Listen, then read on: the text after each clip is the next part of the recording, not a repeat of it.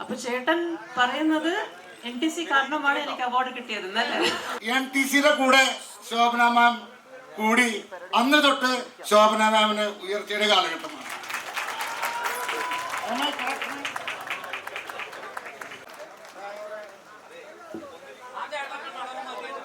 എല്ലാവർക്കും നമസ്കാരം.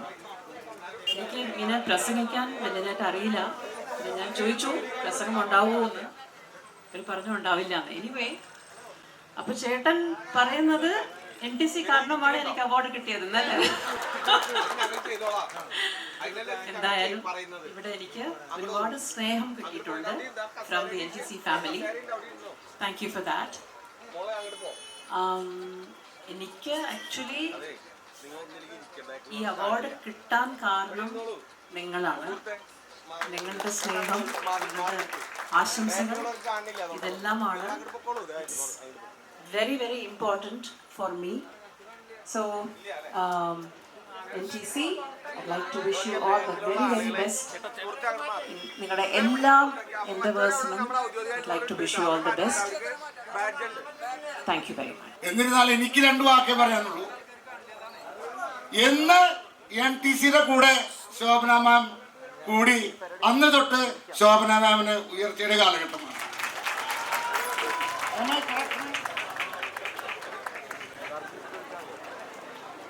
നമുക്കെല്ലാവർക്കും അറിയാവുന്ന കൽക്കി പടം ഞങ്ങളുടെ ഒപ്പിട്ടതിന് ശേഷമാണ് അറിയുന്നത്.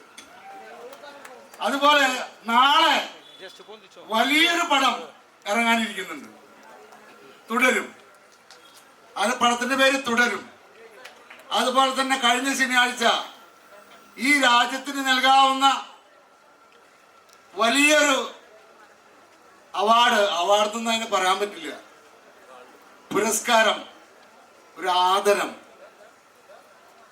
ഓൾ ഇന്ത്യ ലെവലില് ശോഭന മാഡത്തിനെ അറിഞ്ഞു. അദ്ദേഹത്തിന് പത്മഭൂഷൺ കിട്ടി. അതും ഞങ്ങളുടെ കൂടെ കൂടിയ കാരണം തന്നെയാണ്.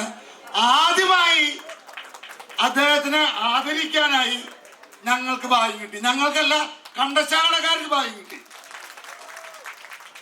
അതും ഈ നാട്ടുകാരുടെയും നമ്മുടെ സ്ഥാപനത്തിന്റെയും ഭാഗ്യമാണ്. അപ്പൊ ഒരിക്കൽ കൂടി അദ്ദേഹത്തിനെ സ്വാഗതം ചെയ്തുകൊണ്ട് ഞാൻ എൻ്റെ വാക്കുകൾ ഉപസംഹരിക്കുന്നു. Thank you. Thank you so much sir. എല്ലാ ആദരവും എല്ലാ ബഹുമാനവും ഒരു തികഞ്ഞ കലാകാരി എന്നുള്ള രീതിയിൽ രാജ്യം നൽകിയ പത്മഭൂഷൺ, അതിനു മുൻപ് ലഭിച്ച പത്മശ്രീ തുടങ്ങിയ പുരസ്കാരങ്ങൾ, ദേശീയ സംസ്ഥാന പുരസ്കാരങ്ങൾ അവതരിപ്പിച്ച ഓരോ കഥാപാത്രങ്ങളും മാമിനെ ഇങ്ങനെ കാണുമ്പോൾ നമ്മുടെ മനസ്സിൽ ഇങ്ങനെ മിന്നിമറയുകയാണ്. അതാണ് അതിന്റെ സത്യം. ആ ഇഷ്ടവും സ്നേഹവും ഒക്കെ തന്നെയാണ് ഈ ഒരു കൂടിക്കാഴ്ചയ്ക്ക് ഏറ്റവും കൂടുതൽ ഒരു ബലം നൽകിയത്, കാരണമായിരിക്കുന്നത്.